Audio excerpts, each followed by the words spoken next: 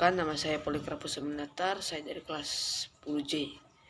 Kali ini saya akan menjelaskan tentang video The Passion of the Christ.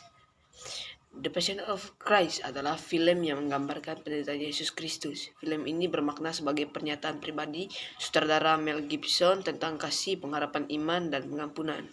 Makna film The Passion of the Christ. Film ini merupakan interpretasi Gibson tentang jam-jam terakhir kehidupan Yesus. Film ini didasarkan pada kisah sengsara Yesus dalam Injil Matius, Markus, Lukas, dan Yohanes.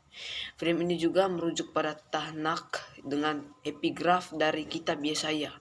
Film ini terinspirasi secara visual oleh representasi Yesus dalam kain kafan Turin. Film ini mengajak penonton untuk merenungkan secara positif dan simpatik hubungan unik Maria dengan Yesus dan para pengikutnya. Penderitaan Yesus Kristus, sengsara Kristus adalah penderitaan ditanggung Tuhan Yesus demi penebusan kita dari penderitaan.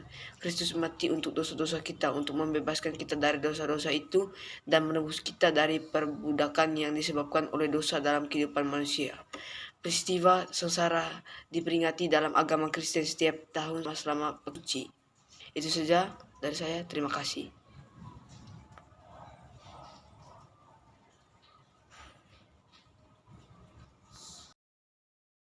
Dan pesan dari film The Passion of the Christ, Yesus Kristus disalibkan sebagai pengganti orang berdosa. Yang kedua, Yesus bangkit dari kematian untuk menjadi raja atas semua orang dan segala sesuatu selamanya. Yang ketiga, kematian Yesus dapat membuat kita benar-benar di hadapan Allah. Yang kelima, kita dapat memperoleh kehidupan Yesus yang sempurna melalui kematiannya. Sekian, itu saja perkenalan saya dari film The Passion of the Christ. Terima kasih.